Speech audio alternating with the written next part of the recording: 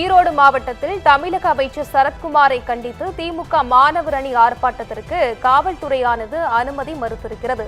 தடையை மீறி ஆர்ப்பாட்டத்தில் ஈடுபட்ட ஈரோடு மக்களை உறுப்பினர் பிரகாஷ் உட்பட அனைவரையும் போலீசார் கைது செய்து வாகனத்தில் அழைத்து சென்றிருக்கின்றனர்.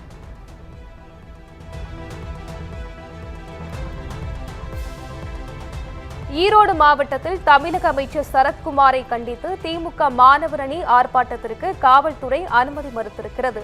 அது மட்டுமின்றி அனுமதியை மீறி ஆர்ப்பாட்டத்தில் ஈடுபட்டவர்களை காவல்துறையினர் கைது செய்து அழைத்து சென்றிருக்கின்றனர். இதுகுறித்தான முழு விவரங்களுடன் இணைந்திருக்கிறார் எமது செய்தியாளர் சக்திவேல். வணக்கம் சக்திவேல், விவரங்களை பதிவு செய்யலாம். வணக்கம் பவித்ரா. தமிழக அரசை கண்டித்து மனிதவள மேம்பாட்டுத்துறை அமைச்சர் மீது நடவடிக்கை எடுக்க வலியுறுத்தியும் திமுக மாணவர் அணி சார்பாக இன்று ஆர்ப்பாட்டமானது நடைபெற்றது. இந்த ஆர்ப்பாட்டத்தில் கலந்து கொண்ட எம்பி நாடாளுமன்ற உறுப்பினர் எம்பி பிரகாஷ் உள்ளிட்ட 100க்கும் மேற்பட்டோரை கைது செய்த சம்பவம் ஈரோட்டில் பெரும் பரபரப்பை ஏற்படுத்தியது. தமிழகம் முழுவதும் இன்று மேம்பாட்டுத்துறை அமைச்சர் மீது நடவடிக்கை எடுக்கக்கூடிய தமிழக அரசை வலியுறுத்தி திமுக சார்பாக ஆர்ப்பாட்டமானது அறிவிக்கப்பட்டிருந்தது.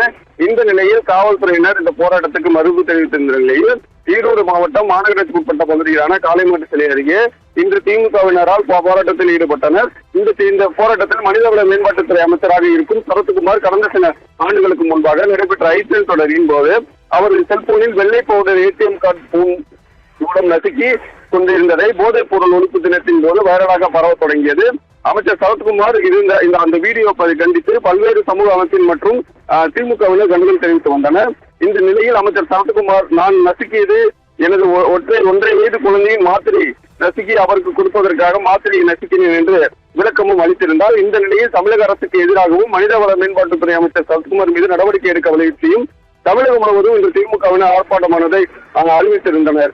இந்த ஆர்ப்பாட்டத்தின் போது மனிதவள மேம்பாட்டுத்துறை அமைச்சர் சரத்குமார் அவர்கள் மீது நடவடிக்கை எடுக்க கோரி தமிழக அரசை கண்டித்து ஈரோடு மாணவர் அணி சார்பாக ஈரோட்டில் நடைபெற்ற ஆர்ப்பாட்டத்தில் கோஷங்களை எழுப்பினர். இந்த கோஷத்தை தொடர்ந்து தமிழக அரசுக்கு எதிரான கண்டன கோஷங்களை எழுப்பியதாக கூறி ஈரோடு நாடாளுமன்ற உறுப்பினர் பிரகாஷ் உள்ளிட்ட 100க்கும் மேற்பட்டோரை காவல்துறையினர் தற்போது கைது செய்து அழைத்து சென்று வருகின்றனர்.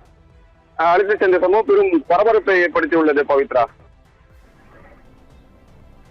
விவரங்களுக்கு நன்றி சக்திவேல்.